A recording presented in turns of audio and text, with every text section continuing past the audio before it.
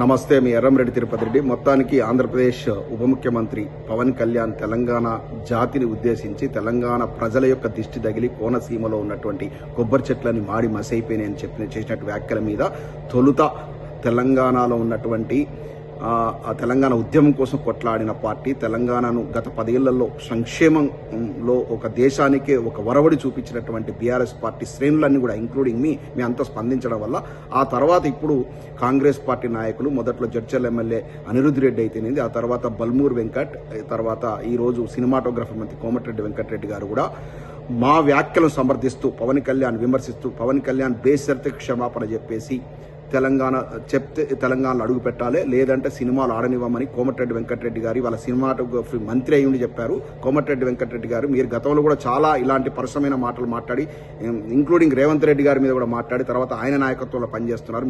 మీరు ఫ్లిప్ కావడంలో, అంటే మాటలు మార్చడంలో దిట్ట. ఈ మాటకైనా స్టిక్ అయి ఉండండి, ఎందుకంటే జాతి గౌరవం కోసం, జాతి ఆత్మాభిమానం కోసం, తెలంగాణ జాతి కోసం మీరు ఈ మాటలకు కట్టుబడి ఉండాలి. ఆయన సినిమాలు, పవన్ కళ్యాణ్ సినిమాలు ఎట్టి పరిస్థితుల్లో తెలంగాణలో ఆడనివ్వద్దు. అతను క్షమాపణ చెప్పేంత బేషరతు క్షమాపణ చెప్పాలి. ఎందుకంటే తెలంగాణ జాతి మొత్తం సబ్బండ వర్గాలు ఏకమై కేసీఆర్ గారి నాయకత్వంలో తెలంగాణ ఉద్యమం చేసిందే. మా పాలన మాకు కావాలి, మా ఆత్మాభిమానం, మా జాతిని కించపరచొద్దు, మా భాషను కించపరచొద్దు, మా సంస్కృతిని కించపరచొద్దని మొన్నటికి మొన్న మహాటియోడు వాడు వంశీగాడు ఏం మాట్లాడి తెలంగాణ ఒడిబియ్యం గురించి మాట్లాడి అప్పుడు కూడా మేము తీవ్రంగా స్పందించిన వాడు ఇంతవరకు క్షమాపణ చెప్పాలి. ఇంకా ఆ సిగ్గులేని వెధవ హైదరాబాద్లో స్టూడియో పెట్టుకుని ఇంకా నడుపుతున్నాడు.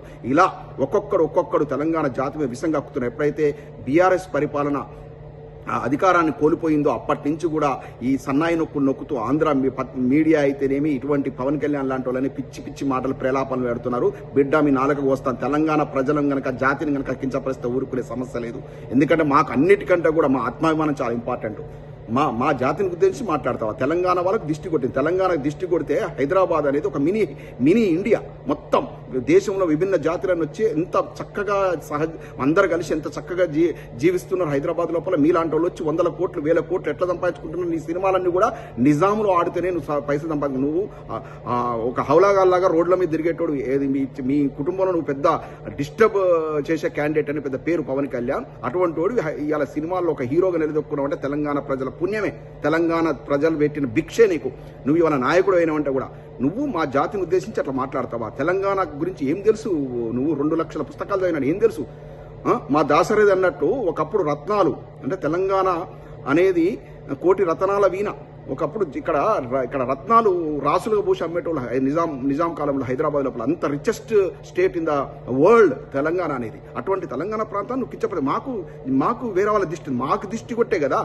గత 10 ఏళ్ళు కేసీఆర్ గారి పరిపాలనలో తెలంగాణ దేశానికి ఒక మార్గదర్శిగా ఉన్నటువంటి తెలంగాణ ఇవాళ మొత్తం ఈ యొక్క కాంగ్రెస్ ప్రభుత్వం వచ్చి మాకు మీ లాంటి వాళ్ళ దిష్టి కొట్టే మా దగ్గర సంక్షేమ రాజ్యం పోయింది. మీలాంటి వాళ్ళు, ఎందుకంటే ఒకప్పుడు మీ దగ్గర 1 ఎకరా అమ్మితే మా దగ్గర 10 ఎకరాలు వచ్చేది. కానీ కేసీఆర్ గారి పుణ్యమని మా దగ్గర 1 ఎకరా అమ్మితే మీ దగ్గర 10 ఎకరాలు కొనే పరిస్థితి పట్టుకొచ్చినాము. అప్పుడు దిష్టి కొట్టింది మీలాంటి వాళ్ళు. దిష్టి కొట్టే మా తెలంగాణ ప్రాంతానికి అన్యాయం జరిగి మా కేసీఆర్ సంక్షేమ రాజ్యం పోయింది. మేము మానాల్సిన మాటలు మీరు మాట్లాడుతున్నారు. ఏం ప్రభుత్వం అయ్యా? ఏం చేస్తున్నావా నువ్వేం సేవ చేయి? మీ దిష్టి కొట్టి కదా, మీరు పెట్టినటువంటి నరకయాతన వల్ల కదా, మీ యొక్క ఆధ్వర్యంలో నడిచినటువంటి ఉమ్మడి రాష్ట్రంలో జరిగినటువంటి పరిపాలన వల్ల కదా మా దగ్గర పాలమూరు జిల్లాలో రైతుల కష్టాలు అయితే, నల్గొండ జిల్లాలో అయితేనే విషం దాగారు. నీళ్లు కాదు అవి విషం. ఎందుకంటే మొత్తం ఫ్లోరైడ్ మా తలవంపున కృష్ణానది పారుతున్నా కూడా తాగునీరు దొరక్క కూడా, బుక్క నీళ్లు దొరక్క కూడా మొత్తం ఫ్లోరోసిస్ వచ్చేసి మొత్తం ప్రజలంతా కూడా చచ్చిన పీనుగల్లాగా తయారయ్యారు కదా. మీ దిష్టి కొట్టిందా మా దిష్టి కొట్టిందా? ఇవన్నీ కూడా బేరీ చేసుకుంటే చాలా మాట్లాడాలనుకున్నాయి. అనవసరంగా జాతుల మధ్య వైరం పెట్టొద్దు, జాతుల మీద మాట్లాడద్దు. నీలాంటి నువ్వు 2 లక్షల పుస్తకాలు చదివినంటారు కానీ నీ అంత అసలు పనికి మాలిన వ్యక్తి ఇంకో లేడు అనిపిస్తా ఉంది. ఎందుకంటే ఇలా శాస్త్రీయ విజ్ఞానాన్ని బోధించాల్సిన టైంలో భూత వైద్యాల గురించి, నరదృష్టి గురించి, ఆ దృష్టి గురించి, ఈ దృష్టి గురించి అని మాట్లాడుతున్నావు. నువ్వేం ఉప ముఖ్యమంత్రి? నిన్ను చంద్రబాబు నాయుడు గారు ఎందుకు ముఖ్యమంత్రిగా చేసిండో అర్థం కావట్లేదు. నీ బలం ఎంతో తెలుసు. గత ఎన్నికల్లో 2 పోటీ చేసి 2 ఓడిపోయినావు. మొన్నటి ఎన్నికల్లో టీడీపీ బలంతో నువ్వు గెలిచి ఇలా విర్రవీగుతున్నావు. బేషరతుగా బిడ్డ నువ్వు తెలంగాణ జాతికి గనక క్షమాపణ చెప్పకపోతే నీ సినిమాలను ఆడనిచ్చేది లేదు, తెలంగాణలో అడుగుపెట్టేది లేదు. తెలంగాణలో అడుగుపెట్టేది లేదంటే జాతిని నువ్వు కించపరిచినావు కాబట్టి. తెలంగాణలో ఎవరైనా బతకొచ్చు, దేశంలో ఏ ప్రాంతంలో ఎవరైనా బతకొచ్చు, కానీ నీలాంటి వ్యక్తి మాత్రం తెలంగాణ. ఎందుకంటే ఏ నాయకుడు కూడా ఇంతకుముందు ఇట్లా మాట్లాడే తెలంగాణ జాతి గురించి.